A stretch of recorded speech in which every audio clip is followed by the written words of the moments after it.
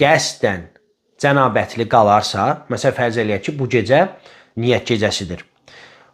Şəxs vacibdir ki, bu gecə qüsul alsın. O şəxslər ki, məsələn, cənabətlidirlər, qüsulları yoxdur, onlar gərək qüsul alsınlar. Əgər bilərəkdən sübh namazına qədər qüsul almasa, cənabət qüsulu almasa, o şəxs nədir? Orucu batil olar və nədir? Tutduğu oruc səhih olmaz.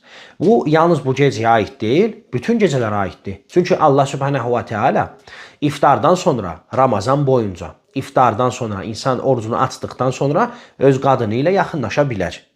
Ta sübh namazına qədər vaxtı var. Yeyə də bilər, içə də bilər, cinsi əlaqə də eləyə bilər və digər o şeylər ki, oruc əsnasında qadağandır, onlardan edə bilər. Əlbəttə ki, halal yolla. Və sübh namazına qədər yenidən cənabət qüsulunu bilərəkdən, qəsdən almasa, həmin şəxsin nədir? Orucu batildir.